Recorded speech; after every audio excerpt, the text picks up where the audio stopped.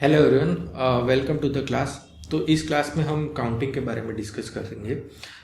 Last class में हमने क्या किया था, एक बार रिवाइज कर देते हैं कि लास्ट क्लास में हमने मोटिवेट किया था कि प्रोबेबिलिटी थियरी की ज़रूरत क्यों है। तो हमने बताया था कि भाई कोई रैंडम एक्सपेरिमेंट होता है, उसको डिस्क्राइब करने के लिए कोई हमें फ्रेमवर्क चाहिए, तो उसलिए हमें प्रोबेबिलिटी थियरी की ज़रूरत है।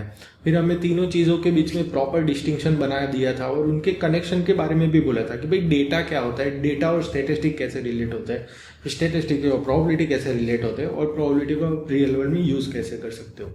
तो ये चीज़ हमने लास्ट क्लास में डिस्कस की थी। इस क्लास का मैं आपको एजेंडा बता देता हूँ कि इस क्लास में मैंने क्या प्लान किया है।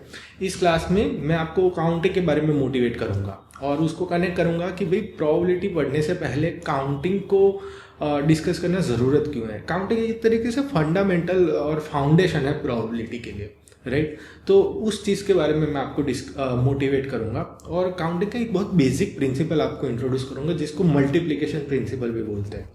तो ये इस पर्टिकुलर क्लास का एजेंडा और प्लान है।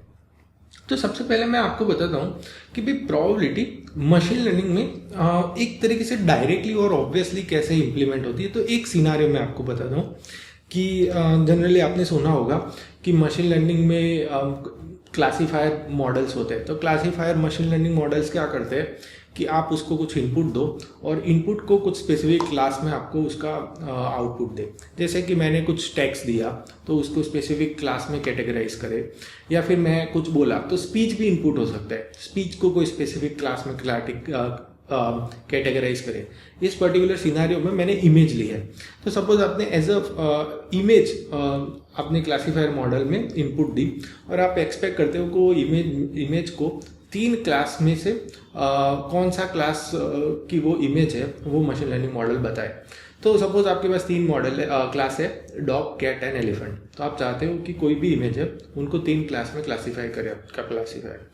तो हम जो क्लासीफायर बनाते हैं ना, उसको इस हिसाब से फॉर्मुलेट करते हैं और ट्रेन करते हैं इन अ सच अ वे कि गिवन इमेज वो probability of the required class output दे, मतलब ऐसे प्रोबेबिलिटी के फॉर्म में आउटपुट दे, 0-1 आउटपुट नहीं देगा।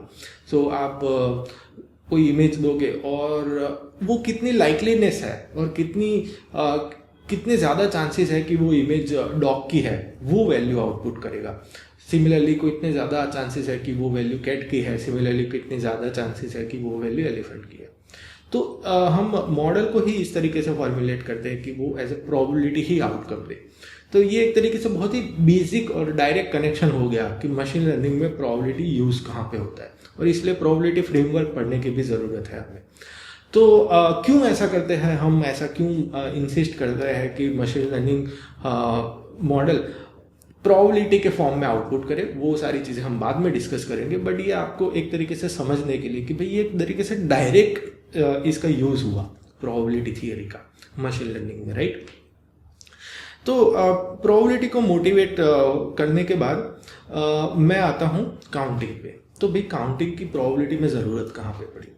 तो हमने डिस्कस किया था कि कोई एक रैंडम एक्सपेरिमेंट है और उसका रैंडम एक्सपेरिमेंट का कुछ आउटकम आता है, राइट। तो जनरली क्वेश्चंस अराइज होते हैं कि अगर मैं कोई एक कंडीशन डालूं कि भाई कितने आउटकम्स हैं जो एक स्पेसिफिक कंडीशन को फॉलो करते हैं, तो मुझे काउंटिंग की ज़रूरत पड़ेगी। या फिर मैं कोई क्वेश्चन डालूं कि भाई कितने ज़्यादा चांसेस है कि मेरा आउटकम एक स्पेसिफिक फॉर्म में आ रहा है, तो भी मुझे काउंटिंग की ज़रूरत पड़ेगी। मैं थोड़े से एग्जांपल आपको बताता हूँ। जैसे आपने एक सपोज आपके पास एक बकेट है और 5 डिफरेंट फ्रूट्स है, ठीक है। तो एप्पल है, ऑरेंज है, बनाना है, पाइनएप्पल है और ग्रेप्स है।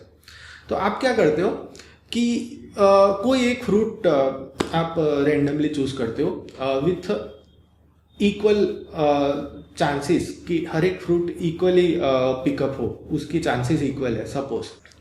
तो सबसे पहले तो कौन कौन से पॉसिबल आउटकम्स होंगे, आप एक ही बार चूज कर रहे हो ये पर्टिकुलर बकेट में से, ठीक है।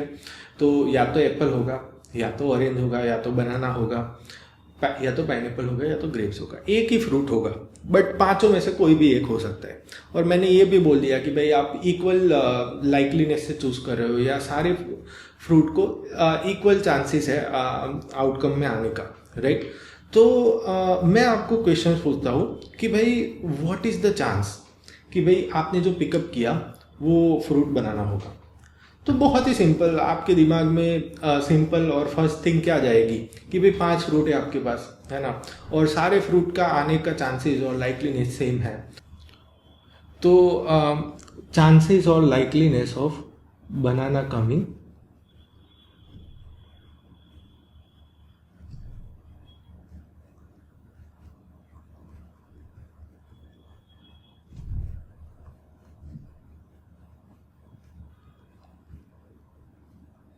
वो है मेरा 1/5। तो ये जो डिनोमिनेटर की टर्म है 5 कहाँ से आई? बेसिकली आपने अल्टीमेटली काउंट ही किया, राइट, कि भाई बकेट में और बास्केट में कितने फ्रूट है, वो बेसिकली आपका डिनोमिनेटर टर्म हो गया। और आप इंटरेस्टेड किस चीज़ में हो कि बनाने आने का जो एक आउटकम है, राइट। टोटल आउटकम्स 5 है और उसमें से एक आउटकम में आप इंटरेस्टेड हो, तो आपने सॉर्ट ऑफ 1/5 लिख दिया। अगर और आपको मतलब सॉर्ट ऑफ ऐसा है कि भाई परसेंटेज में लाइकलीनेस को लिखना है तो इसको आप 20% भी लिख सकते हो, राइट। 100 से नॉर्मलाइज कर सकते हो सारी चीज़ को, इसको 20% भी लिख सकते हो। बट अल्टीमेटली प्रोसेस क्या होगी कि सबसे पहले आपने काउंट किया कि कितने पॉसिबल आउटकम है। फिर दूसरी चीज़ आपने काउंट की कि भाई आप कितनी आउटकम में इंटरेस्टेड हो। जितने आउटकम में आप इंटरेस्टेड हो वो न्यूमरेटर हो गया और टोटल आउटकम्स है वो डिनोमिनेटर हो गया। तो यहाँ पे काउंटिंग की बेसिक एप्लीकेशन है। तो फिर थोड़ा सा और एक एग्जांपल देता हूँ कि भाई आप फेयर डाइस को रोल कर रहे हो, ठीक है। तो फेयर डाइस में हर एक फेस पे नंबर लिखा होता है 1 2 3 4 और 6 साइडेड है तो 1 to 6 नंबर्स होंगे। तो उसमें आउटकम्स क्या होगी? ये आपका रैंडम एक्सपेरिमेंट हो गया पहली चीज़ कि भाई आप उसको रोल कर रहे हो, वो आपका रैंडम एक्सपेरिमेंट हो गया। बट रैंडम एक्सपेरिमेंट का आउटकम क्या होगा? आउटकम को कैसे रिप्रेजेंट करोगे? Outcome is a number on the top most face of the die, right. तो या तो वो 1 हो सकता है, या तो 2 हो सकता है, 3 हो सकता है, 4 हो सकते हैं, 5 हो सकते हैं, 6 हो सकते हैं। 6 पॉसिबल आउटकम्स है, राइट। अभी मैं आपको सिमिलर क्वेश्चन पूछ सकता हूँ कि भाई व्हाट आर द चांसेस कि आउटकम 3 हो, right. What are the chances और व्हाट इज द लाइकलीनेस कि भाई आउटकम 3 हो। और अगेन मैं थोड़ा सा एम्फसाइज कर रहा हूँ कि भाई इस पर्टिकुलर सिनेरियो में भी सारे आउटकम्स आना इक्वली लाइकली है और इक्वली सेम चांसेस है, बिकॉज डाई मेरी फेयर है। फेयर मतलब कि कोई भी आउटकम आने की संभावना या चांसेस ज़्यादा नहीं है दूसरे पर्टिकुलर आउटकम के कंपैरिजन में। तो मैं कैसे इसको कैलकुलेट करूँगा? तो अगेन सेम प्रोसेस, मैं टोटल पॉसिबल आउटकम्स देखूंगा कि भाई मेरे पास 6 पॉसिबल आउटकम्स हैं और मैं उसमें से एक ही आउटकम में इंटरेस्टेड हूँ। तो how many what is the chance that outcome being 3? तो वो मैं उसको 1/6 के तरीके से रिप्रेजेंट कर सकता हूँ क्योंकि 6 पॉसिबल मेरे आउटकम्स हैं और एक में मैं इंटरेस्टेड हूँ। और अगर मैं उसको परसेंटेज में लिखूँ तो अगेन 100 से मैं उसको नॉर्मलाइज कर सकता हूँ, विच इज 16.67%, ठीक है। तो मैं मतलब बहुत ही सिंपल चीज़, लेकिन मैं आपको किस चीज़ में एम्फसाइज करना चाहता हूँ कि भाई आप काउंटिंग का यहाँ पे यूज़ कहाँ पे हुआ कि भाई पहले तो कितनी पॉसिबल आउटकम्स है वो आपने बेसिक तरीके से काउंट की, that is one thing. And आप किस पर्टिकुलर आउटकम्स में इंटरेस्टेड हो वहाँ पे भी काउंटिंग की ज़रूरत पड़ी। और आपने चांसेस निकालने के लिए जिस नंबर ऑफ आउटकम्स में आप इंटरेस्टेड हो वो न्यूमरेटर है and total number of outcomes वो आपका डिनोमिनेटर हो गया। अभी मैं थोड़ा सा कॉम्प्लेक्स क्वेश्चन भी पूछ सकता हूँ इसमें कि भाई व्हाट आर द चांसेस कि भाई आउटकम मेरी इवन हो। तो आप अगेन देखो कि भाई ऑल पॉसिबल आउटकम्स में से कौन कौन से आउटकम्स है वो इवन है। तो इस पर्टिकुलर आउटकम में से इवन आउटकम्स निकालते हैं। तो इवन आउटकम्स मैंने निकाले कि भाई 2 है, 4 है और 6 है। तो अगेन मैंने काउंट किया कि भाई कितने पॉसिबल आउटकम्स में मैं इंटरेस्टेड हूँ। 3 आउटकम्स में मैं इंटरेस्टेड हूँ एंड टोटल आउटकम्स 6 है। तो मैं चांसेस को कैसे लिखूंगा? चांसेस और प्रोबेबिलिटी को, चांसेस मेरे हो गए, मैं 3 में इंटरेस्टेड हूँ एंड 6 टोटल है, तो दैट इज 50%, ठीक है। 1/2 और 50%, 3/6 मैंने लिखा है बट 1/2 भी इसको सिंप्लीफाई करके लिख सकते हैं, 3/6 is 7/2।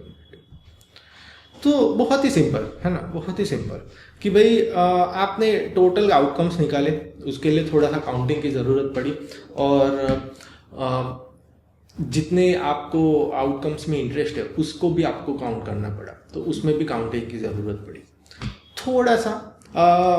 थोड़ा सा कॉम्प्लेक्स सिनेरियो ले लेते हैं कि भाई अगर मैं एक नहीं 2 डाई को रोल करता हूँ, तो मैं आपको पूछ रहा हूँ, आप खुद सोचो कि आउटकम्स को, इसमें आउटकम क्या होगी, ठीक है, इसमें आउटकम को मैं कैसे रिप्रेजेंट करूँगा, ठीक है, 2 डाई को रोल कर रहा हूँ, ठीक है। तो सपोज मेरी समझ के लिए मैं डाई को नंबर कर देता हूँ कि भाई मेरी ये डाई ए है और दूसरी डाई बी है, ठीक है, 2 डाई को मैं रोल करता हूँ। तो इसको पॉसिबल आउटकम्स को मैं कैसे रिप्रेजेंट करूँगा, वो सबसे पहला क्वेश्चन है। तो या तो मैं इसको, आप देखोगे कि भाई इसको एक पर्टिकुलर मैट्रिक्स के फॉर्म में मैं इसको रिप्रेजेंट कर सकता हूँ कि भाई जो भी मेरा आउटकम ऑन डाइस ए, वो मेरी रो को, पर रो एक outcome on dice A, similarly per column outcome on dice B.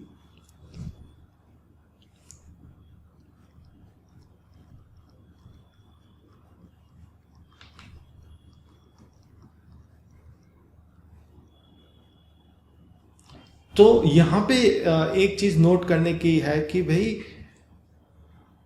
जो मेरे रैंडम एक्सपेरिमेंट के आउटकम है वो एक तरीके से ऑर्डर्ड पेयर है, ऑर्डर्ड पेयर ऑफ टपल है, जिसमें 2 एलिमेंट है। First element outcome on the dice A and second element outcome on the dice B.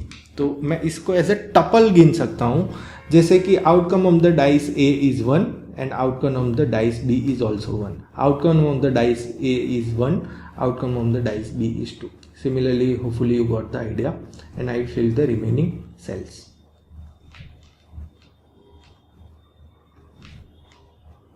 ठीक है, अभी ये 6 डिफरेंट मैंने आउटकम्स लिखी फर्स्ट रो में, ये सारी डिफरेंट आउटकम्स है मेरे रैंडम एक्सपेरिमेंट की, right? These are all different outcomes of my random experiment, because my random experiment is throwing the pair of dice which are basically, I should also mention कि इस particular experiment में ये dice, both dice are fair dice है,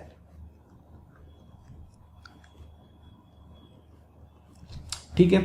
तो ये मेरा random experiment है, उस वजह से जो आउटकम को मैं रिप्रेजेंट करूंगा वो एक तरीके से टपल होगी, करेक्ट। सिमिलरली सेकंड रो में कैसा आएगा कि suppose outcome of the dice A is 2 and dice B is 1, 2 2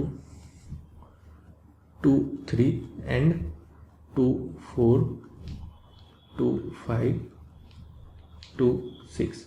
okay, hopefully you got the remaining idea. मैं सारी एजिस वाली सेल्स को ही फिलअप कर देता हूँ। दिस इज 4 1, दिस इज 5 1,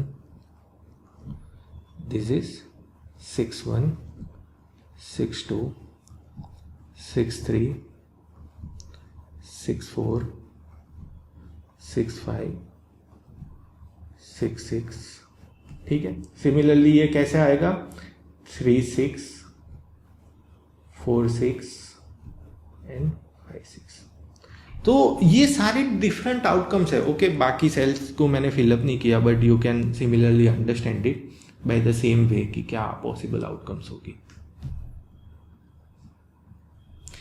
अभी मेरा क्वेश्चन है कि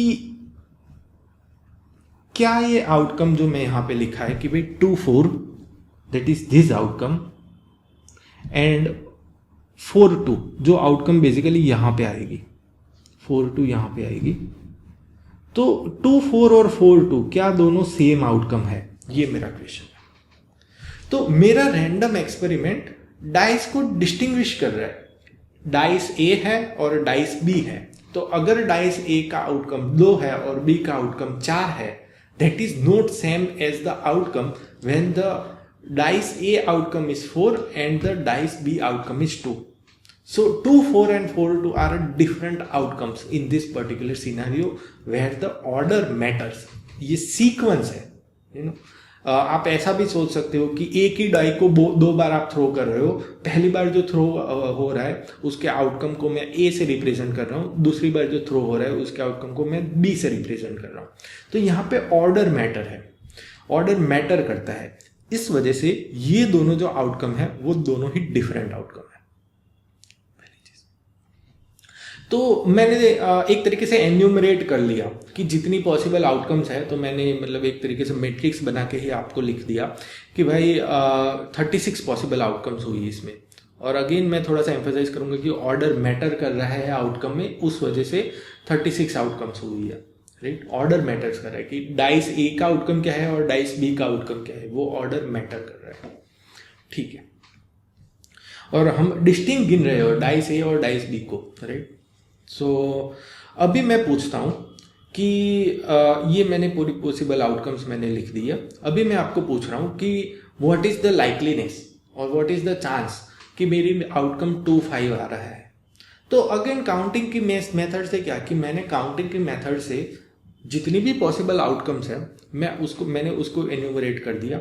इस पर्टिकुलर केस में मैंने एक तरीके से टेबल बना के एन्यूमरेट कर दिया। और मेरा क्वेश्चन पूछ रहा है कि व्हाट इज़ द लाइकलीनेस की भाई 2-5 की आउटकम क्या है। तो अगेन सेम प्रोसेस, आप क्या करोगे इस चीज़ में, क्या करोगे आप टोटल नंबर ऑफ आउटकम्स निकालोगे, जो बेसिकली इस केस में 6 × 6 दैट इज 36 है। Total outcomes is 6 × 6 that is 36। तो यहाँ पे पहले तो मुझे काउंटिंग की ज़रूरत पड़ी।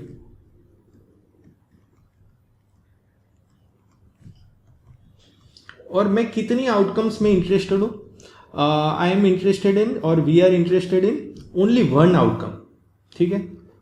ओनली 1 आउटकम में आप इंटरेस्टेड हो। तो चांसेस कितने होंगे, चांसेस और likeliness of 2-5 outcome coming which is 1/36।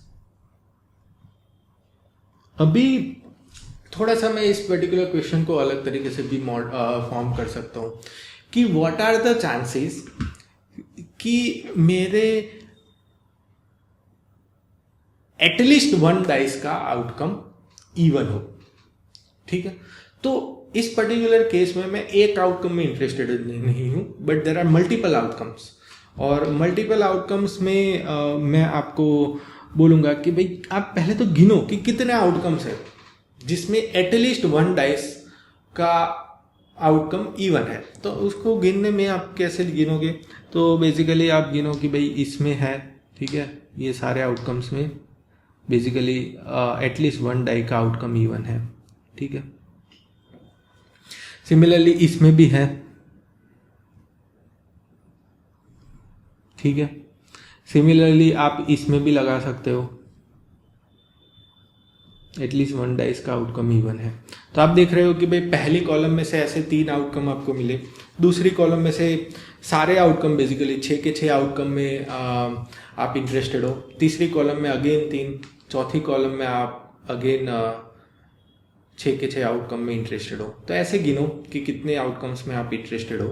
तो क्या आएगा, 3 + 6 + 3 + 6 + 3 + 6। तो कितने आउटकम्स में आप इंटरेस्टेड हो, 27 आउटकम्स में आप इंटरेस्टेड हो। और टोटल आउटकम्स कितनी है, 36 आउटकम। तो अगर मैं आपको क्वेश्चन पूछूं कि भाई व्हाट आर द चांसेस कि मैं आउटकम ऑब्जर्व कर रहा हूँ उसमें कोई भी एक डाइस और एटलीस्ट 1 डाइस का जो आउटकम आ रहा है वो इवन वैल्यू है, तो मैं कैसे आपको आंसर करूँगा कि भाई 27 आउटकम्स मैंने गिने जिसमें मैं इंटरेस्टेड हूँ, टोटल आउटकम्स 36 है। तो चांसेस अगर मैं पूछूँ आपको तो चांसेस बन जाते हैं इसके, chances of even outcome on at least 1 dice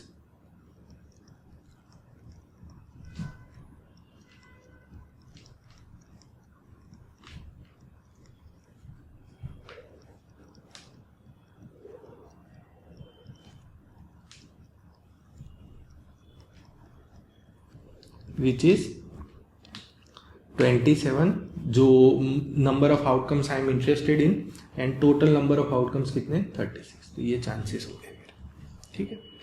सो यहाँ पे भी काउंटिंग की ज़रूरत पड़ी, तो अभी तक मैं सिर्फ मोटिवेट ही कर रहा हूँ कि काउंटिंग की ज़रूरत क्यों पड़ रही है। और एक चीज़, ये चीज़ को मैं अगेन एम्फसाइज कर रहा हूँ कि यहाँ पे सारे पॉसिबल आउटकम्स को मैं इक्वली लाइकली गिन रहा हूँ, क्योंकि दोनों डाइस फेयर है मेरी, ठीक है। तो मैं ऐसा कहीं पे भी बायस नहीं हूँ कि भाई 1-2 की लाइकलीनेस और चांसेस ज़्यादा है 6-3 से, 1-5 की लाइकलीनेस और चांसेस ज़्यादा है 3-1 से। सारे की लाइकलीनेस में इक्वली कंसिडर कर रहा हूँ। और इस पर्टिकुलर केस में मैं आपने जो क्वेश्चन पूछा उसका उत्तर मैं काउंटिंग की मदद से दे पाया। एक और सिनारियो कंसिडर करते हैं कि सपोज मेरे पास एक वेसल है, कंटेनर है, यर्न है ना। यर्न भी वर्ड काफ़ी फ्रीक्वेंटली यूज़ होगा प्रोबेबिलिटी में, तो इस पर्टिकुलर उसको एक कंटेनर की तरह ही सोच सकते हो, ठीक है। यर्न मतलब कि कंटेनर, उसमें 3 कलर के बॉल्स हैं और मैं उस बॉल्स को ड्रॉ कर रहा हूँ 3 बार, ठीक है, विदाउट रिप्लेसमेंट। अभी आपको इस पर्टिकुलर वर्डिंग से थोड़ा सा कंफर्टेबल होना पड़ेगा, विथ रिप्लेसमेंट, विदाउट रिप्लेसमेंट। तो विदाउट रिप्लेसमेंट क्या होता है कि भाई आप बॉल को लो, फिर उस बॉल को यर्न में वापस नहीं रख रहे हो। एक बार आपने बॉल सिलेक्ट किया तो उसको साइड में रख रहे हो, फिर दूसरा आपने बॉल लिया, फिर तीसरा आपने बॉल लिया, और अगेन आप बॉल कैसे पिकअप कर रहे हो, all balls are equally likely in your draw, ऐसे पिकअप कर रहे हो। तो यहाँ पे मैं छोटा सा एक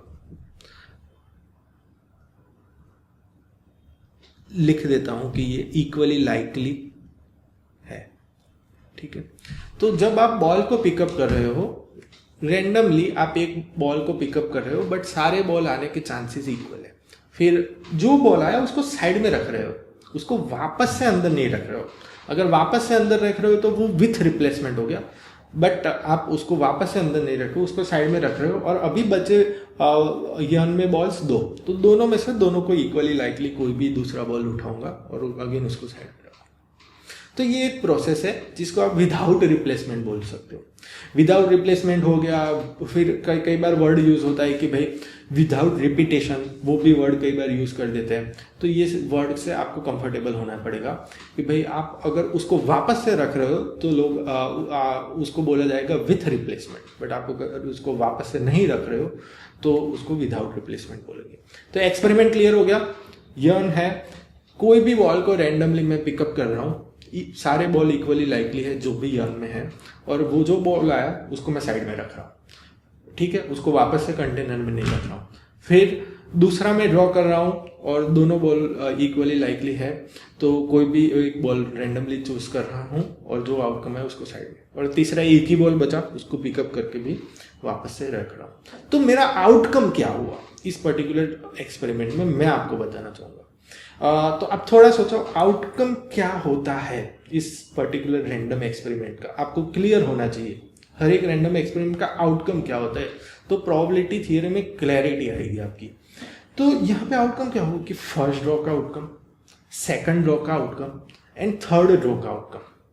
तो एक सीक्वेंस ऑफ बॉल्स मिले आपको जो एक आउटकम है इस पर्टिकुलर एक्सपेरिमेंट की, राइट। तो मैं इस आउटकम्स को एन्यूमरेट कर देता हूं कि ये पॉसिबल आउटकम्स आप देख पाओगे, या तो रेड बॉल देख पाओगे, या तो ग्रीन, या येलो। तो ये जो है ना, ये tuple of 3 is one outcome in your random experiment. This is my one outcome, and this is our red, green, yellow. Now अभी आप बोल रहे हो कि रेड, ग्रीन, येलो, फिर आप बोल रहे हो कि रेड, येलो, ग्रीन, ये भी दूसरा आउटकम है, ये दूसरा आउटकम है। और अगेन मैं एम्फसाइज करूंगा कि यहाँ पे ऑर्डर मैटर है।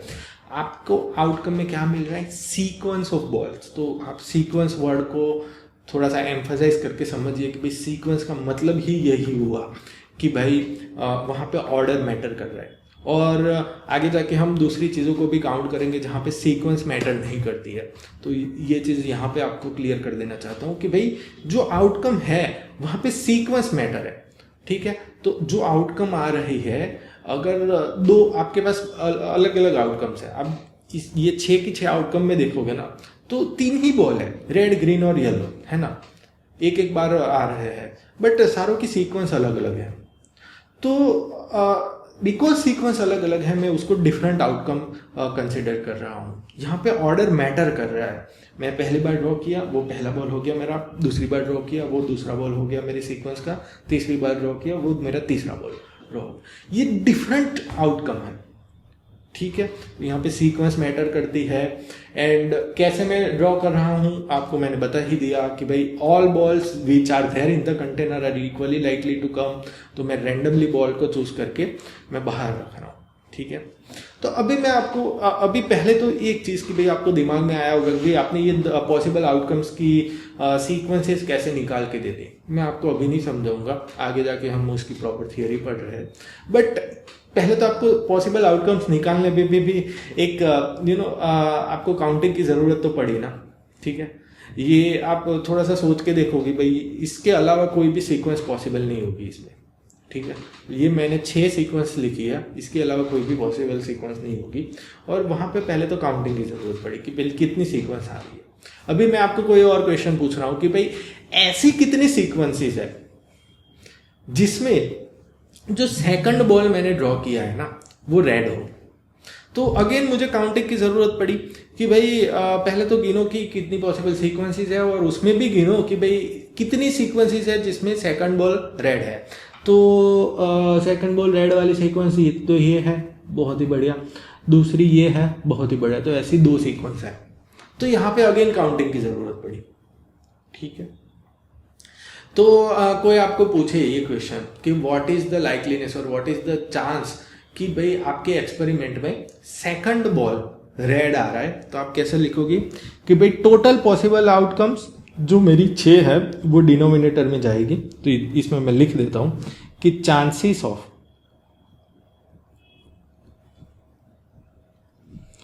Second ball red. तो डिनोमिनेटर में क्या आएगा, टोटल पॉसिबल आउटकम्स जो 6 है, और न्यूमरेटर में क्या आएगा, जितनी पॉसिबल आउटकम्स हैं आप इंटरेस्टेड हो जो 2 है। तो आपको बेसिकली मैंने सफिशिएंट आइडिया दे दिया कि भाई इवन सिंपल रैंडम एक्सपेरिमेंट आप कंसिडर करते हो और वहाँ पे आप सिंपल बेसिक क्वेश्चन भी पूछोगे, उसको प्रोबेबिलिटी कैलकुलेट करने के लिए, लाइकलीनेस कैलकुलेट करने के लिए आपको काउंटिंग की ज़रूरत पड़ेगी। इसलिए काउंटिंग एक तरीके से फाउंडेशन है प्रोबेबिलिटी का, राइट।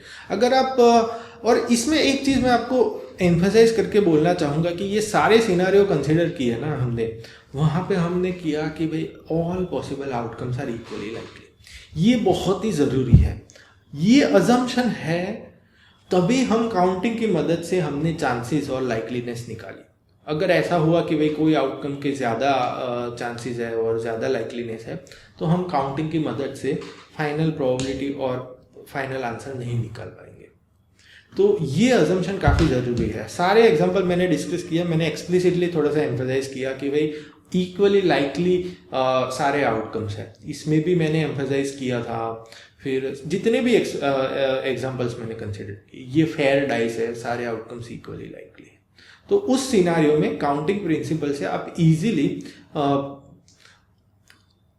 प्रोबेबिलिटी और चांसेस और लाइकलीनेस, आपको जो भी बोलना है वो कैलकुलेट कर सकते हो। बेसिकली आप काउंट करोगे टोटल आउटकम्स कितने हैं, वो डिनोमिनेटर होगा, एंड कितने आउटकम्स में आप इंटरेस्टेड हो वो न्यूमरेटर होगा, ठीक है। तो ये मोटिवेशन हो गया। तो अभी जंप करते हैं कि भाई काउंटिंग करते कैसे हैं। तो लेट्स स्टार्ट काउंटिंग, ठीक है। तो एक सॉर्ट ऑफ एक के बाद एक एग्जांपल लेके समझने की कोशिश करेंगे कि भाई काउंट कैसे करेंगे हर चीज़ों को। तो सबसे पहला एग्जांपल है कि भाई आप सुबह उठते हो और तैयार होना है आपको, तो आपके पास 2 चॉइसेस है। आपको शर्ट पहनना है तो शर्ट के लिए आपके पास 2 चॉइस है। एक तो भाई है कि भाई रेड है एंड ब्लू है, और पैंट के लिए भी 3 चॉइसेस है, grey, black and yellow pant, ठीक है। तो मैं आपको पूछूंगा कि कितने पॉसिबल वेज से आप तैयार हो सकते हो। तो ये आउटफिट चूज करने का जो एक्सपेरिमेंट है उसको मैं स्टेप वाइज डिवाइड कर सकता हूँ। तो पहले स्टेप में मैं सिर्फ डिसाइड करूंगा कि मुझे शर्ट कौन सा पहनना है। तो ये मेरा पहला स्टेप हो गया। तो सपोज मैंने सिलेक्ट किया कि भाई मैं रेड शर्ट पहन रहा हूँ। तो अभी मैं पैंट के लिए मेरे पास कितने ऑप्शन है? 3 ऑप्शन रहेंगे कि रेड के साथ में ग्रे पहन लो, रेड के साथ में ब्लैक पहन लो, या रेड के साथ में येलो पहन लो। तो जितने भी ऑप्शन आए ये मेरे अगर मैंने रेड चूज किया तो ये मेरे पॉसिबल आउटकम्स है। तो फर्स्ट स्टेप पे मैंने डिसीजन ले लिया कि भाई रेड पहन रहा हूँ। तो सेकंड स्टेप पे मेरी चॉइस कितनी है? 3। बहुत बढ़िया। सिमिलरली फर्स्ट स्टेप पे मैंने चॉइस कर लिया कि मैं पहन रहा हूँ ब्लू। तो सेकंड स्टेप पे चॉइसेस कितनी है पैंट के लिए? अगेन 3। तो पूरा जो एक्सपेरिमेंट है एक तरीके से स्टेप बाय स्टेप प्रोसीजर में आप उसको डिवाइड कर सकते हो। पहले स्टेप में आप सिर्फ चूज करोगे कि भाई शर्ट कौन सा पहन रहे हो। सेकंड स्टेप में आप चूज करोगे कि भाई पैंट कौन सा पहन रहे हो। तो उसको आप एक तरीके से ट्री की तरह के भी इमेजिन कर सकते हो कि भाई ये पहला स्टेप हो गया। यहाँ से मैंने चालू किया डिसीजन लेना। तो पहला डिसीजन मैंने लिया कि भाई मैं शर्ट कौन सा पहनूंगा। तो ये मेरा स्टेप 1 हो गया। ठीक है, ये मेरा स्टेप 1 हो गया। स्टेप 1 के लिए मेरे पास 2 चॉइसेस थी और ये मेरा स्टेप 1 हो गया। कौन सा मैं शर्ट पहनूंगा, ये मेरा स्टेप 1 हो गया। ठीक है, तो यहां पे कितनी चॉइसेस थी स्टेप 1 के लिए? मेरे पास 2। ये हो गया। अभी स्टेप 2 क्या होगा?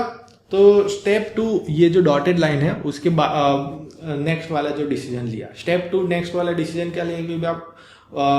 एक बार आपने चूज कर लिया कि भाई शर्ट कौन सा है, उसके बाद पेंट का डिसीजन आ रहा है। तो पेंट का डिसीजन ये मेरा पूरा स्टेप 2 हो गया, जहाँ पे मैं चूज कर रहा हूँ कि भाई जो भी मैंने शर्ट चूज किया उसके साथ कौन सा पेंट जाएगा। तो स्टेप 2 के लिए कितने ऑप्शन है? अगर मैंने स्टेप 1 का चॉइस फिक्स रखा तो स्टेप 2 के लिए मेरे पास 3 ऑप्शन है। अगर मैंने ब्लू शर्ट फिक्स रखा तो भी 3 है। अगर मैंने रेड शर्ट फिक्स रखा तो भी मेरे पास 3 ऑप्शन है।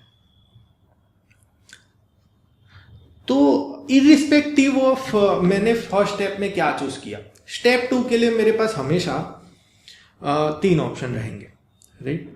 तो ये मेरा स्टेप 2 है और मेरे पास अवेलेबल ऑप्शंस 3 है।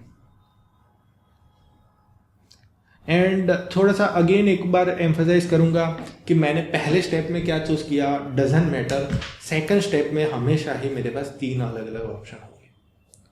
तो total possible ways of outfit आप कैसे कैलकुलेट कर सकते हो कि भाई पहले स्टेप में कितनी चॉइसेस थी? 2। सेकंड स्टेप में कितनी चॉइसेस थी? 3। तो total possible outfits 2 times 3 that is 6। और जो पॉसिबल आउटफिट है उसको आप एक तरीके से एक पर्टिकुलर पाथ की तरह ले सकते हो कि आप शुरू से चालू करो और यहाँ से लेके सपोज यहाँ पे आया मैं, तो ये एक पॉसिबल आउटफिट है जहाँ पे शर्ट रेड है एंड पैंट ब्लैक है।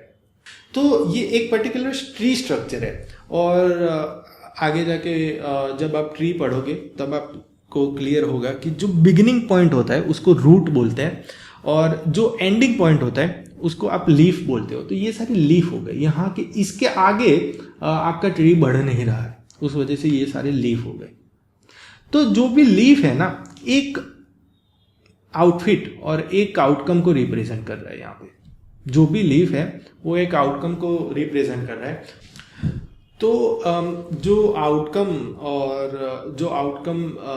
सिलेक्ट होने की डिसीजन मेकिंग प्रोसेस है उसको शुरू से लेके लीफ तक पहुंचने का एक पाथ से एसोसिएट भी कर सकते हो आप, right.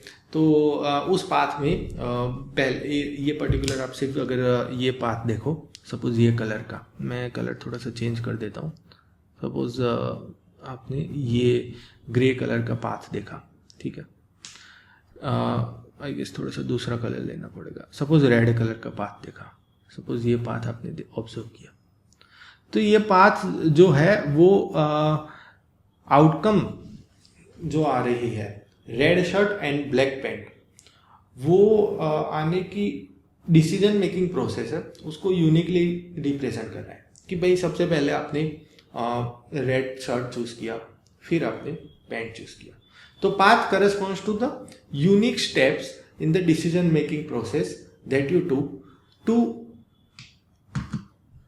Reach the final outcome, है ना। और how many number of outcomes are there, number of leaves, जितने लीव्स है वो आपकी नंबर ऑफ आउटकम्स है, ठीक है। तो बेसिकली आप देखोगे कि 6 लीव्स है और बेसिकली जो 6 लीव्स है ना उसका कंप्यूटेशन भी बहुत सिंपल है कि भाई पहले स्टेप में नंबर ऑफ चॉइसेस 2 थी और दूसरे स्टेप में 3 थी, तो नंबर ऑफ लीव्स 2 × 3 हो गए। ये एक सिंपल फॉर्मूला है तो जहाँ से आप नंबर ऑफ लीव्स निकाल सकते हो। और पर लीफ रिप्रेजेंट करता है कि भाई एक लीफ एक पॉसिबल आउटकम को रिप्रेजेंट करता है, ठीक है। तो 2 स्टेप क्लियर हो गए। एक स्टेप जो डॉटेड लाइन वर्टिकल लाइन बनाई है उससे पहले वाला बेसिकली कौन सा शर्ट चूज करना है, और दूसरा स्टेप उस चोजन शर्ट के साथ कौन सा पैंट चूज करना है, वो दूसरा स्टेप हो गया। 2 step of decision making process है। और एक चीज अगेन मैं एम्फसाइज करूंगा कि इररिस्पेक्टिव ऑफ आपके डिसीजन जो आपने फर्स्ट स्टेप पे लिया, जितनी चॉइस थी सेकंड स्टेप पे वो अनअफेक्टेड रह रही है। तो मेरे पास 3 चॉइसेस थी, 3 ही रह रही है अगर मैंने रेड से चूज किया, और रेड की बजाय अगर मैंने ब्लू चूज किया तो उस केस में भी 3 ही चॉइसेस रह रही है। तो irrespective of the choice at the first step, second step की जो नंबर ऑफ चॉइसेस है वो अनअफेक्टेड रह रही है। ये पर्टिकुलर केस में ऐसा हो रहा है। आगे जाके हम और एग्जांपल देखेंगे जो जब यहाँ पे ये पर्टिकुलर कंडीशन फॉलो नहीं हो रही होंगे कि भाई जो आपने बिगिनिंग और इनिशियल स्टेप में कुछ डिसीजन लिया that is not impacting the number of choices in the later stage. ऐसा ज़रूरी नहीं है हर केस में, हम कुछ एग्जांपल भी देखेंगे, बट इस केस में ऐसा फॉलो हो रहा है, ठीक है। एक और एग्जांपल लेते हैं कि सपोज आपके पास छोटा सा क्लास है जिसमें 4 गर्ल है 2 बॉय है, ठीक है, और आपको क्लास मॉनिटर बनाना है। क्लास मॉनिटर बेसिकली क्या होगा कि भाई एक बॉय होगी या एक गर्ल होगा। तो कितने तरीके से आप क्लास मॉनिटर्स बना सकते हो, वो आपको अगर पूछे तो आप कैसे चूज करोगे। तो अगेन क्लास मॉनिटर बनाने का जो प्रोसीजर है उसको आप स्टेप बाय स्टेप डिवाइड कर सकते हो। फर्स्ट स्टेप में आप सिर्फ चूज करो कि भाई बॉय कौन सा होगा। तो अगेन आप डायग्रामेटिकली चूज कर सकते हो कि भाई मैंने चालू किया और मेरे पास बॉय को चूज करने के 2 ऑप्शन थे कि भाई बॉय 1 और बॉय 2 बोल देता हूँ मैं इसको, ठीक है। तो ये पहले तो मेरा स्टेप 1 हुआ। स्टेप 1 में मेरे पास कितने ऑप्शन है? 2।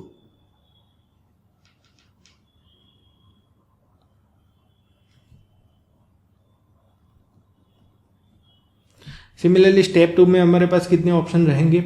आपने फर्स्ट बॉय चूज किया, सेकंड बॉय चूज किया, डजंट मैटर। स्टेप 2 में आपके पास 4 ऑप्शन रहेंगे ही रहेंगे। तो अगेन 4 ऑप्शन आपके हो गए। तो ये मेरा डिसीजन मेकिंग प्रोसेस हुआ फॉर स्टेप 2, राइट। सिमिलरली यहाँ पे भी 4 ऑप्शन मेरे पास रहेंगे।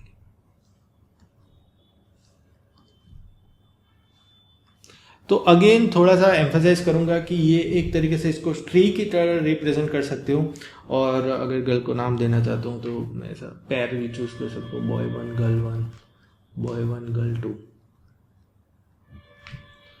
Boy 1 girl 3, boy 1 girl 4, and similarly आप उस तरीके से इसको भी बॉय 2 गर्ल 1 पहला वाला लिख देता हूँ, एंड सो ऑन, ठीक है। तो ये मेरा सेकंड स्टेप हो गया। तो सेकंड स्टेप में मैंने गिवन द फर्स्ट स्टेप, ये मेरा सेकंड स्टेप हो गया। अगर पहले बॉय 1 चूज किया है या बॉय 2 चूज किया है, सेकंड स्टेप में चॉइसेस 4 ही रह रही है। और अगेन आप इसमें नोटिस करो कि लीफ क्या रिप्रेजेंट कर रहा है? लीफ एक आउटकम को रिप्रेजेंट कर रहा है मेरे एक्सपेरिमेंट की, ठीक है। तो बेसिकली आपको पूछे कि भाई कितनी पॉसिबल आउटकम्स है, सिंपल चीज़ आपको काउंट करना है कि कितने पॉसिबल लीव्स है, और उसका फॉर्मूला मैंने बता दिया कि भाई number of choices for the step 1 multiplied by number of choices for the step 2। तो इस केस में 2 मल्टीप्लाइड बाय 4, यहाँ पे number of choices for the step 1 कितनी है, 2 है। ठीक है, स्टेप 1 की चॉइसेस 2 है, मैं इसको येलो से ही रिप्रेजेंट, स्टेप 2 की चॉइसेस 4 है। तो टोटल वेज कितने आएंगे, 2 मल्टीप्लाइड बाय 4 है, यहाँ के 2 मल्टीप्लाइड बाय 4, तो टोटल 8 वेज आएंगे कि आप क्लास मॉनिटर बना दो। सिमिलरली एक और एग्जांपल ले लेते हैं कि सपोज आपको मूवी का आउटिंग प्लान करना है। आपके पास 3 ऑप्शन है, 3 अलग अलग मूवी है, अलग अलग जॉनरा की। कॉमेडी मूवी है, ड्रामा मूवी है, एक्शन मूवी है, और कोई भी मूवी सिलेक्ट करो। फिर आपके पास स्नैक्स के 2 ऑप्शन है, पॉपकॉर्न लो या फिर नाचोस लो। फिर ड्रिंक के भी 3 ऑप्शन है, कोक लो, लेमनेड लो या फिर वाटर लो। तो कोई आपको पूछे कि how many ways you can plan the outing, तो अगेन आप इसको स्टेप बाय स्टेप प्रोसीजर्स पे डिवाइड कर सकते हो कि फर्स्ट चॉइस है कि भाई कौन सी मूवी चूज करें। तो अगेन आपके पास 3 ऑप्शन है, शुरू से चालू करो। 3 ऑप्शन है, या तो कॉमेडी मूवी लो, या तो फिर ड्रामा मूवी लो, या फिर आप मूवी लो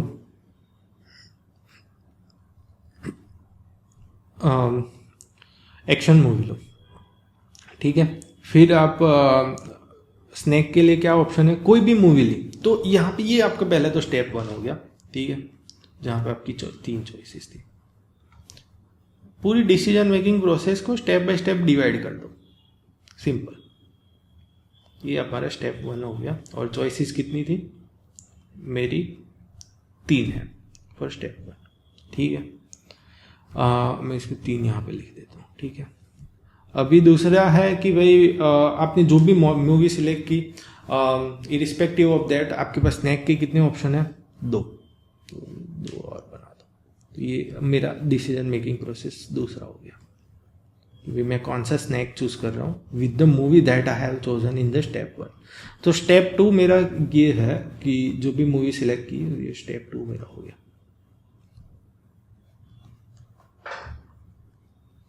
ये मेरा स्टेप 2 हो गया। ठीक है, hopefully you got the idea. मैं सारी चीजें लिख नहीं रहा हूं। तो ये मैं स्टेप 1 और स्टेप 2 के बीच में एक डॉटेड लाइन बना देता हूं ताकि पूरा क्लियर रहे आपको। ठीक है, हर चीज मुझे लिखने की जरूरत ना पड़े।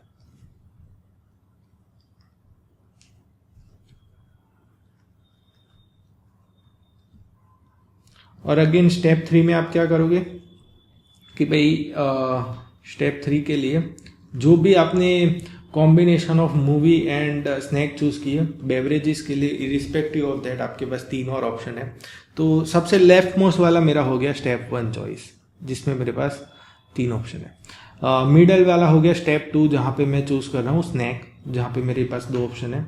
और स्टेप 3 मेरा पास हो गया कि भाई मैं कौन सा ड्रिंक चूज कर रहा हूँ, तो उसके लिए मेरे पास ऑप्शन है 3।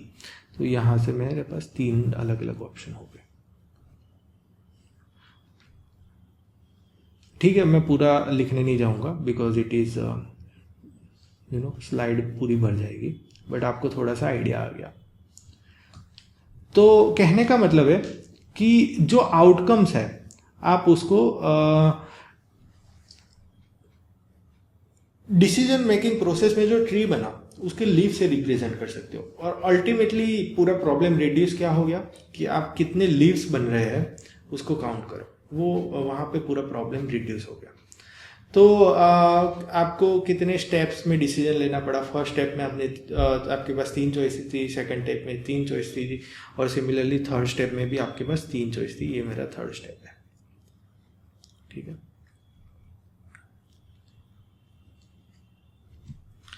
ठीक है।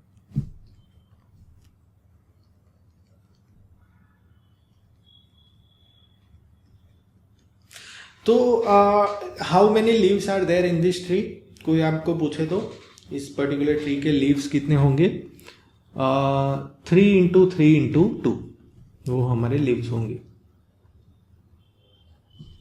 तो how many ways you can do the outing, तो आपको मूवी सिलेक्ट करने के ऑप्शन है 3।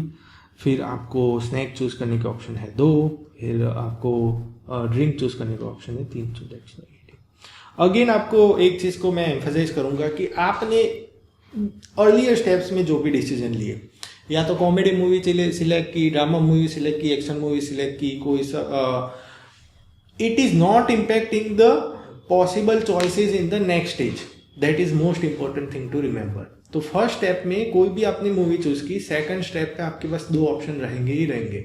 सिमिलरली फर्स्ट 2 स्टेप में आपने जो भी डिसीजन चूज़ किया, थर्ड स्टेप में आपके पास 3 ऑप्शन रहेंगे ही रहेंगे। तीनों बेवरेजेस अवेलेबल है।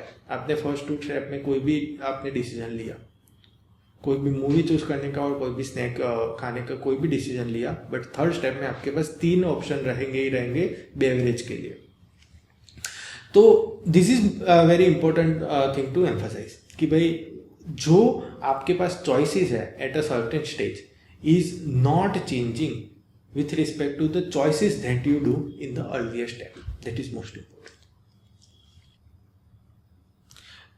तो एक और एग्जांपल लेते हैं कि भाई आपको 2 कैरेक्टर का पासवर्ड बनाना है। फर्स्ट कैरेक्टर में आपका कोई भी कैपिटल अल्फ़ाबेट होना चाहिए और सेकंड कैरेक्टर में डिजिट होना चाहिए। तो आप कितने पॉसिबल पासवर्ड बना सकते हो, कोई अगर आपको ऐसा पूछे तो अगेन इसको स्टेप बाय स्टेप प्रोसेस में डिवाइड करो। फर्स्ट स्टेप मेरा हो गया कि भाई फर्स्ट स्टेप मेरा क्या हो गया कि what will be my character और अल्फ़ाबेट चूज करो। That is my first step. और सेकंड स्टेप मेरा हो गया कि भाई आप कौन सा डिजिट और डिजिट चूज कर रहे हो, कौन सा डिजिट आपको चूज करना है। ठीक है, तो अल्फ़ाबेट चूज करने के लिए आपके पास चॉइसेस है A to Z, that is 26 choices है आपके पास। और डिजिट चूज करने के लिए आपके पास चॉइसेस है 10, 0 to 9 बेसिकली डिजिट्स पॉसिबल है।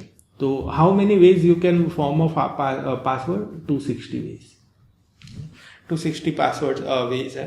तो अगर आप कोई भी इंसान आपके पासवर्ड को गैस करना चाहे रेंडमली, तो कितना कम चांसेस है कि करेक्ट पासवर्ड गेस कर पाए? That is 1/260, right.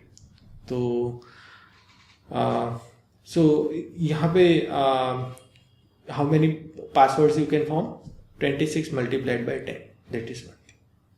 सिमिलरली आप अगेन इस चीज़ में मैं एम्फसाइज करूँगा कि पहले स्टेप में आपने जो भी अल्फ़ाबेट चूज़ किया, it is not impacting the number of choices at the second step. वो 10 ही रह रही है irrespective of the alphabet that you choose. So that's why आप इसको ऐसे मल्टीप्लाई कर सकते हो। That is important thing. Again एक एग्जांपल दे रहा हूँ कि सपोज आप सबवे में जाते हो, if you have gone to this particular outlet, Subway के आउटलेट में जाते हो, तो आपसे पूछते हैं कि आपको सब कैसे बनाना है। तो आपको ब्रेड का प्रेफरेंस पूछते हैं, राइट। तो इस पर्टिकुलर डायग्राम में आप देख रहे हो कि 6 डिफरेंट टाइप्स ऑफ ब्रेड्स है। फिर आपको पैटी का प्रेफरेंस पूछते हैं। तो हमारी ईजीनेस के लिए मैं आपको बता रहा हूँ कि 2 टाइप की पैटी अवेलेबल है आपके पास, वेज या नॉन वेज। और आपको सॉसेस का प्रेफरेंस पूछते हैं। तो सपोज आपको ऐसा है कि भाई एक ही सॉस डालना है अपने सब में, वो रिक्वायरमेंट है। तो 4 times 4 that is 8 possible ways, right. तो 2 पैटी मेरे पास अवेलेबल है, 8 one of the sauce I can choose. So 8 sauces available है। तो मैं कितने पॉसिबल वेज से मेरे सब बना सकता हूँ? तो अगेन इसको सीक्वेंस ऑफ स्टेप में मैं डिवाइड कर सकता हूँ। फर्स्ट स्टेप में मैं सिर्फ ब्रेड चूज करूँगा, which will be my bread. Second step में मैं सिर्फ चूज करूँगा कि what will be my patty, will it be non veg और वेज। एंड थर्ड स्टेप में मैं सिर्फ चूज करूँगा कि कौन सा सॉस आएगा। एंड प्लीज़ नोट कि मैं ऐसा रिस्ट्रिक्ट कर रहा हूँ क्योंकि सबवे में ऑप्शन होता है कि भाई आप मल्टीपल सॉसेस भी डाल सकते हो, लेकिन मेरे सिनारियो में मैं रिस्ट्रिक्ट कर रहा हूँ कि भाई एक ही सॉस आप सिलेक्ट कर सकते हो, एक ही सॉस, ठीक है। तो कितने पॉसिबल वेज से मैं सब बना सकूंगा इस पर्टिकुलर सिनारियो में, अगर मुझे काउंट करना है तो 3 स्टेप में मैंने पूरी डिसीजन मेकिंग प्रोसेस को डिवाइड कर दिया। फर्स्ट स्टेप में पॉसिबल चॉइसेस है 6, नंबर ऑफ ब्रेड्स के आउटकम 6 है, नंबर ऑफ पैटीज के आउटकम 2 ऑप्शंस 2 है, एंड सॉसेस के ऑप्शंस कितने हैं मेरे? 8 है, right. So 6 into 2 into 8, this how many ways you can make your sub. ठीक है, तो अभी मैं इसको फॉर्मली डिफाइन करता हूँ। जो काउंटिंग का प्रिंसिपल हमने डिस्कस किया है कि अगर मैं एक्सपेरिमेंट को ब्रेक डाउन कर सकता हूँ आर स्टेप्स में, और हर एक स्टेप में पॉसिबल चॉइसेस है।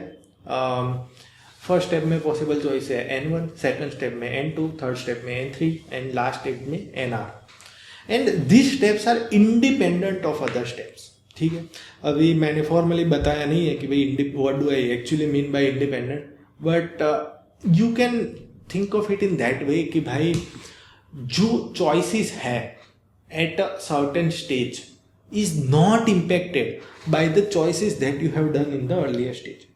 That is what I mean by independent. तो इस पर्टिकुलर केस में इंडिपेंडेंट का मतलब ये आप समझिए। तो मैंने फॉर्मली लिखा नहीं है इंडिपेंडेंट क्या है, बट जैसा मैं बोलते आ रहा हूँ कि भाई आप सेकंड स्टेप में जो भी डिसीजन लो, आपके पास जो चॉइसेस अवेलेबल है that is not dependent on the choice that you have done on the step 1, right. और थर्ड स्टेज में और थर्ड स्टेप में आप जो चॉइस करो और थर्ड स्टेज में आपके पास जो भी चॉइसेस अवेलेबल है that is not dependent on the choices that you have done in the second stage or the first stage।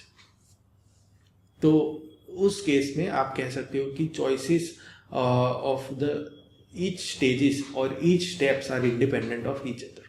ठीक है, तो इसको हम multiplication of principle of counting कहेंगे कि भाई बेसिकली इसको आप ट्री की तरीके से इमेजिन कर सको तो बेस्ट है कि भाई जो डिसीजन मेकिंग प्रोसेस है उसको मैंने ट्री के फॉर्म में इमेजिन किया, और फर्स्ट स्टेज में N1 चॉइस है, सेकंड स्टेज में N2, थर्ड स्टेज में Nk। तो ultimately total possible outcomes is number of leaves in my tree, है ना, and number of leaves in my tree का फॉर्मूला मेरा ये हो गया।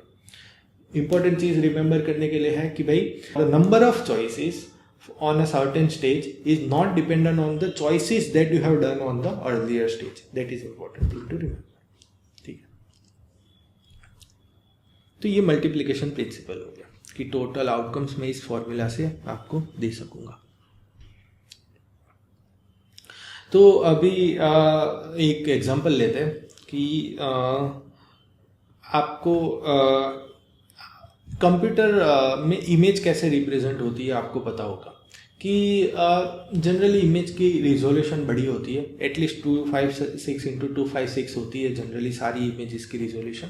इस पर्टिकुलर केस में आप ऐसा ले सकते हो कि भाई मैं बहुत ही छोटे रिजोल्यूशन ऑफ द इमेज की बात कर रहा हूँ जो 2x2 है, और एक ग्रे स्केल इमेज की बात कर रहा हूँ। ग्रे स्केल इमेज, देखो इमेज कैसे रिप्रेजेंट होती है आप उसको एक अरे की तरीके से सोच सकते हो। सपोज मैं 2x2 इमेज की बात करूं तो ये एक अरे है मेरा, ठीक है, और अरे में बेसिकली 2x2 अरे है। Each cell represents a certain pixel, और अगर मेरी इमेज ग्रे स्केल है तो this cell can take either value between 0 to 255 and this is integer value, any integer between 0 to 255 inclusive, right. तो grey scale image ऐसे बनती है। तो इमेज को मैं डिस्टिंग्विश कैसे करूंगा? Image is a certain combination of the pixel values each of this particular pixels have, right। तो अगर मेरी कॉम्बिनेशन ऐसा हुआ कि फर्स्ट पिक्सल की इंटेंसिटी 4 है, सेकंड पिक्सल की 6 है, थर्ड पिक्सल की 10 है और फिफ्थ पिक्सल की 250 है, तो ये एक particular representation of the 2x2 grey scale image हो गया।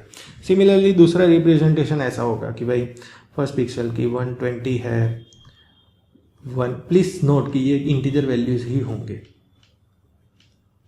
राइट। सिमिलरली 3, तो ये second representation of the image हो गया। ये first representation of the image, ये second representation of the image. तो मैं ऐसा बोलूं और ऐसा आपको क्वेश्चन पूछूं कि कितनी पॉसिबल ग्रे स्केल इमेज आप फॉर्म कर सकते हो विथ 2x2 रिजोल्यूशन। तो इसको भी आप as a sequence of decision making process में डिवाइड कर सकते हो, राइट। कि फर्स्ट पिक्सल के लिए आपके पास कितनी चॉइसेस है? तो फर्स्ट पिक्सल के लिए आपके पास 256 चॉइसेस है इस पर्टिकुलर पिक्सल के लिए। तो ये मेरे फर्स्ट पिक्सल की चॉइस हुई। प्लीज नोट कि यहाँ पे मैं ऑर्डर कर रहा हूँ पिक्सल को। तो ये जो पहली एंट्री है ना, this is my first pixel, this is my second pixel, this is my third pixel और फोर्थ पिक्सल। तो ये जो पर्टिकुलर 2x2 सेल्स है ना, उसको भी मैं सेम वे पे ऑर्डर कर रहा हूँ। This is my first pixel, this is my second pixel, this is my third pixel, this is my fourth pixel. ठीक है, तो अगर मैंने इस हिसाब से उसको ऑर्डर कर दिया तो एक फर्स्ट पिक्सल के लिए मेरे पास कितनी पॉसिबिलिटीज़ हुई, तो 0 से 255 इंक्लूसिव, तो मेरे पास 256 पॉसिबिलिटीज़ हुई, राइट। सिमिलरली मेरे पास 4 पिक्सल है,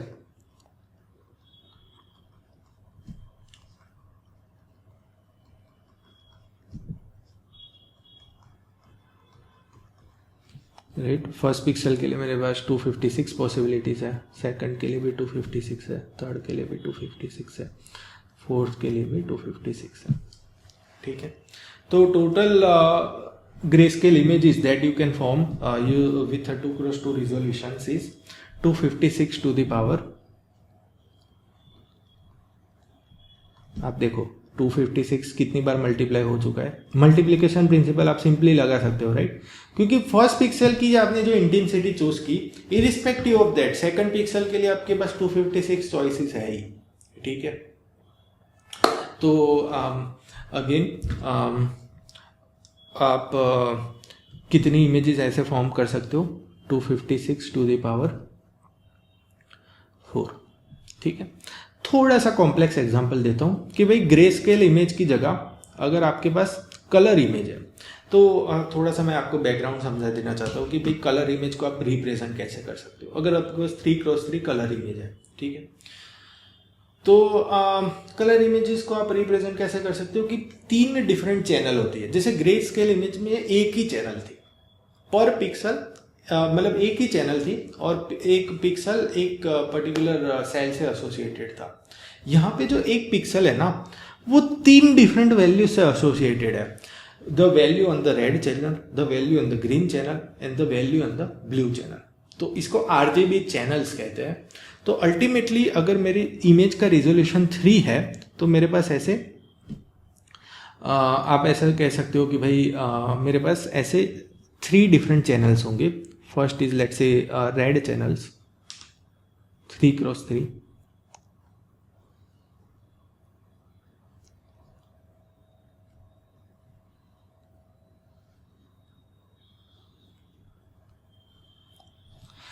other is a green channel, again 3x3,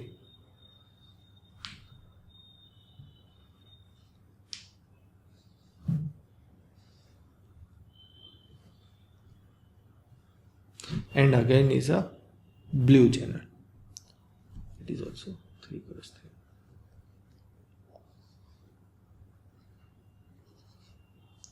okay, और यहाँ पे एक पिक्सल क्या रिप्रेजेंट करेगा?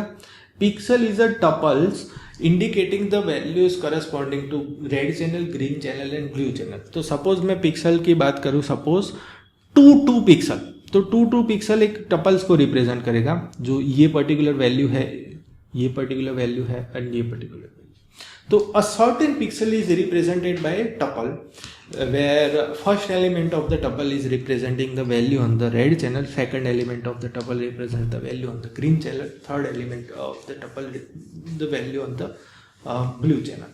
तो एक सिंपल एग्जांपल ले लेता हूँ कि भाई मैं बोल रहा हूँ कि मेरे पिक्सल की इंटेंसिटी कैसे हो सकती है कि पर पिक्सल मेरी एक टपल आएगी जिसकी कुछ इस तरीके से फॉर्म होगा, और अगेन हर चैनल्स में 0 से 255 इंटीजर्स हो सकते हैं।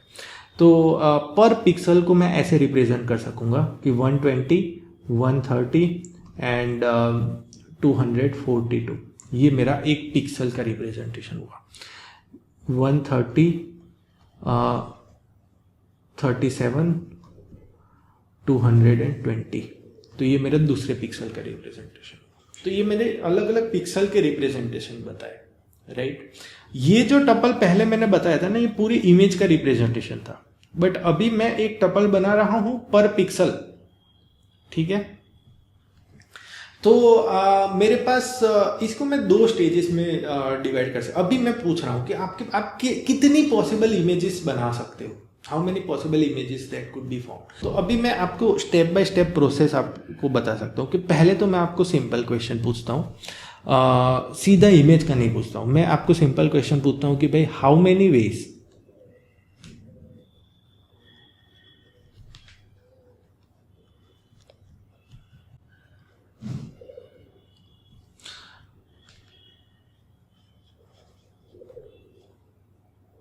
पिक्सल्स वैल्यू वन पिक्सल और एक पिक्सल की value, how many veg a pixel value can be chosen. ये मैं आपको सिंपल क्वेश्चन पूछूंगा।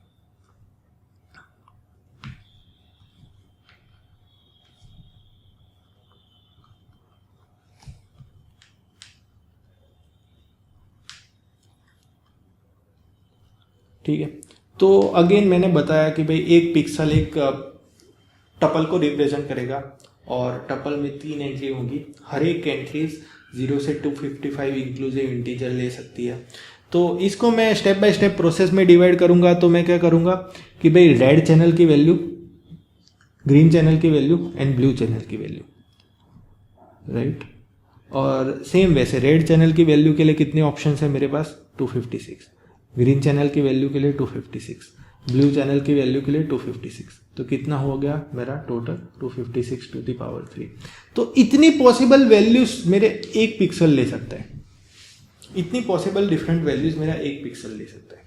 और अभी मैं पूरी इमेज पे आता हूं कि हाउ मेनी वैल्यूज और how many different images are possible.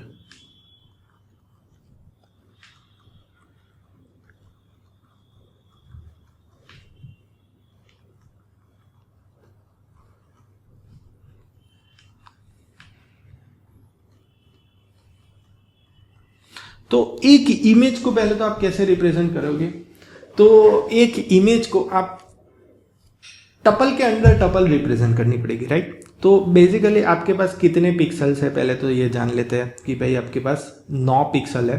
तो इसको मैं एक ऑर्डर में ले सकता हूँ कि भाई रो वाइज ऑर्डर में ले, ये मेरे 1 2 3 4 5 6 7 8 9 पिक्सल हो गए, ठीक है। तो ये 9 पिक्सल्स मेरे हो गए। अभी इसको मैं एज अ ऑर्डर में ले सकता हूँ कि भाई पहला पिक्सल का जो भी रिप्रेजेंटेशन है वो एक टपल है विथ 3 डिफरेंट एंट्रीज। तो सपोज ऐसी कुछ एंट्री हुई 25 3 2 1 10, तो ये मेरे पहले पिक्सल की एंट्री, ठीक है। सिमिलरली मेरे दूसरे पिक्सल की एंट्री, सिमिलरली तीसरे पिक्सल की एंट्री, चौथे, लाइकवाइज कितने पिक्सल्स है मेरे पास 9 डिफरेंट पिक्सल्स है। एंड लास्ट पिक्सल की एंट्री भी अगेन टपल होगी।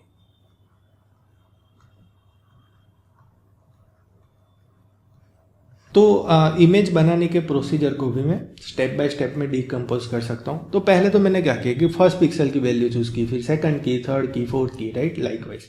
तो मेरे पास कितने ऑप्शन है, 9 डिफरेंट ऑप्शन है, 3 4 5 6 7 8 9, राइट। पिक्सल 1 वैल्यू, और पर पिक्सल हर एक पिक्सल की वैल्यू मैं कितनी तरीके से चूज कर सकता हूँ, 256 टू द पावर 3, वो मैंने पहले कैलकुलेट कर दिया था। तो 256 power 3 multiplied by second pixel के लिए भी मेरे पास ऑप्शंस है। अगेन यहाँ पे मैं एम्फसाइज करना चाहूँगा कि पहले पिक्सल की जो भी वैल्यू आपने चूज की is not impacting on the choices that you have for the second pixel. तो आप इसको बेसिकली सिंप्लीफाई करोगे तो क्या आएगा, 256 टू द पावर 3 है ना। सो आई थिंक 3 into 9 होगा बेसिकली। तो फाइनल आंसर होगा 256 टू द पावर 27, ठीक है।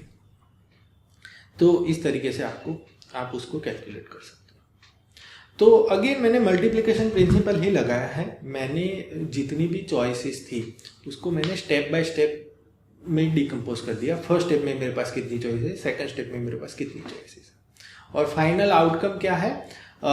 ये पर्टिकुलर मैंने पूरा एक तरीके से इसको एक तरीके से ट्री की तरह अगर आप इमेजिन कर रहे हो तो जो इतने इसके लीव्स है वो एक पॉसिबल आउटकम्स है मेरे, ठीक है। तो अगर आप ट्री की तरह इमेजिन कर पा रहे हो तो बहुत ही अच्छा है। तो आप उसको डायरेक्टली एसोसिएट कर सकोगे कि भाई एक आउटकम मतलब कि एक लीफ, तो मुझे अल्टीमेटली लीव्स काउंट करना है इस पर्टिकुलर ट्री के, ठीक है। तो ये एक चीज़ हो गई। इसको क्या आप दूसरी तरीके से भी देख सकते हो कि भाई आपके पास 3 डिफरेंट चैनल्स है और बेसिकली 3 चैनल्स में 3x3 आपके पास अरेज है। 1 array is representing the values for red, 1 array is for green, 1 array is for blue, ठीक है।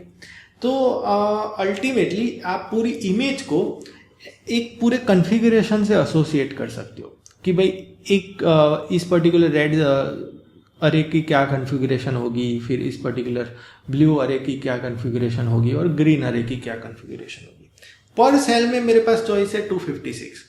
ऐसे कितने डिफरेंट सेल्स है मेरे पास, तो आप गिनो कि भाई 9 सेल्स है for my red channel, 9 cells है for my green channel and 9 cells है for my blue channel, right. तो आप इमेज को ऐसे भी रिप्रेजेंट करना चाहो तो आप इमेज को ऐसे भी रिप्रेजेंट कर सकते हो कि भाई मेरी इमेज है ना, ये मेरी इमेज है, ठीक है। और इमेज में पूरी रेड चैनल की वैल्यूज मैं पहले लिख रहा हूँ, ठीक है। तो मेरे पास 9 डिफरेंट वैल्यूज आ गई, 3 4 5 6 7 8 9। तो ये पूरी रेड चैनल की वैल्यू हमारी समझ के लिए मैं लिख रहा हूँ R, ठीक है। सिमिलरली पूरी ग्रीन चैनल की वैल्यू मैं बाद में लिख रहा हूँ, ये मेरी ग्रीन चैनल की G लिख देता हूँ। सिमिलरली 3 4 5 6 7 8 9। सिमिलरली ब्लू चैनल की वैल्यू मैं लास्ट में लिख रहा हूँ। तो मेरे पास एंट्रीज कितनी हुई, 9 × 9 × 9 9 + 9 + 9 दैट इज 27 एंट्रीज हुई, ठीक है। और हर pixel, so this is a unique representation of the image. हर पिक्सल की अगर मैं इंटेंसिटी चेंज करूँ तो मेरी पर्टिकुलर इमेज की रिप्रेजेंटेशन और मेरी इमेज ही चेंज हो जाएगी, राइट। तो हर एक स्लॉट की अगर मैं वैल्यू चेंज करूँ तो मेरी इमेज ही चेंज हो जाएगी, right? So how many images I can form, that means how many ways I can fill this particular 27 slots, given that I have a 256 options for each slot. तो मेरे पास first slot में मेरे पास option है 256, second slot में 256, third slot में similarly 256, सारे में 256। और कितने स्लॉट्स हैं मेरे पास, 256 to the power. So in total क्या होगा, पूरे का multiplication, so 256 to the power 27। So आप उसको ऐसे भी इमेजिन कर सकते हो कि number of images are 256 to the power 27। Basically image को मैंने इस तरीके से भी रिप्रेजेंट करके देखा, तो ऐसे भी मैं इसको सोच सकता हूँ। एक और एग्जांपल लेते हैं कि सपोज आपको ATM पिन चूज करनी है और आपके पास ATM पिन की लेंथ 4 होती है, ठीक है। और हर पर्टिकुलर स्लॉट पे 0 से 9 में कोई भी एक डिजिट आएगा, ठीक है। तो आप कितनी तरीके से ATM पिन चूज कर सकते हो। तो अगेन इस पर्टिकुलर सिनारियो में बेसिकली आपके पास 4 स्लॉट्स हैं, ठीक है। और पहले स्लॉट्स के लिए आपके पास ऑप्शन है, बेसिकली पहले स्लॉट्स के लिए आपके पास ऑप्शन है 10, 0 से 9 में कोई भी डिजिट आप चूज कर सकते हो बेसिकली। सिमिलरली सेकंड स्लॉट के लिए भी आपके पास 10 ऑप्शन है, थर्ड स्लॉट के लिए भी 10 ऑप्शन है, फोर्थ स्लॉट के लिए भी आपके पास 10 ऑप्शन। तो मल्टीप्लिकेशन प्रिंसिपल से how many ATM pins are possible using multiplication principle?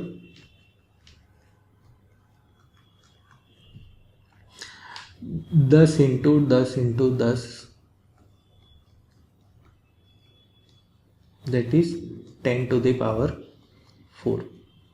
Again emphasize करने की ज़रूरत है कि भाई मैंने फर्स्ट स्लॉट में जो भी चॉइस की is not impacting on the number of choices that I have on the second slot. Similarly earlier slots में मैंने जो भी चॉइसेस की that is not impacting on the choices that I have for this particular slot. तो ये मतलब choices are independent है, sort of number of choices that I have is independent, that is important thing to note. तो answer हुआ 10⁴। सो ये answer हुआ। तो इस पर्टिकुलर केस को एक तरीके से special case of multiplication rule में भी आप कह सकते हो कि अगर आपको सेम सेट में से चूज करना है, ठीक है, तो हर स्टेप पे आपको सेम सेट में से चूज करना है, पहली चीज। और number of choices at every step remain same. तो आप जो आइटम चूज कर रहे हो एवरी स्टेप पे, it is allowed to repeat, right. First stage में आपने जो भी चॉइस आइटम चूज की, आप उस पर्टिकुलर आइटम को दूसरे स्लॉट पे भी यूज कर सकते हो, सेम आइटम को तीसरे स्लॉट पे भी यूज कर सकते हो। तो this is said as a counting with repetition. So the number of ways of choosing k items from set of n items is n⁴k. This is called as a counting with repetition. With repetition मतलब कि मैं अगर ATM pin बनाता हूँ जिसमें मैंने first slot रखा 3, right. अगर मैंने 3 चूज किया, फिर मैंने 5 चूज किया, तो यहाँ पे मैं थर्ड स्लॉट में भी 3 या 5 ले सकता हूँ, डजेंट मैटर। मेरे पास कोई रिस्ट्रिक्शन नहीं है कि भाई मुझे दूसरे डिजिट ही लेने हैं। तो this is called as a counting with repetition, right. मैं इसको एम्फसाइज करके बोल रहा हूँ क्योंकि विदाउट रिपीटेशन वाला केस भी हम देखेंगे। विथ रिपीटेशन यहाँ पे अलाउड है, एंड यहाँ पे एक स्पेशल केस बन रहा है कि मैं सेम सेट में से आइटम्स चूज कर रहा हूँ हर एक स्लॉट के लिए, एंड मुझे रिपीटेशन करना अलाउड है। That's why number of choices at every step remain same, right. तो मेरे पास के डिफरेंट स्लॉट्स थे,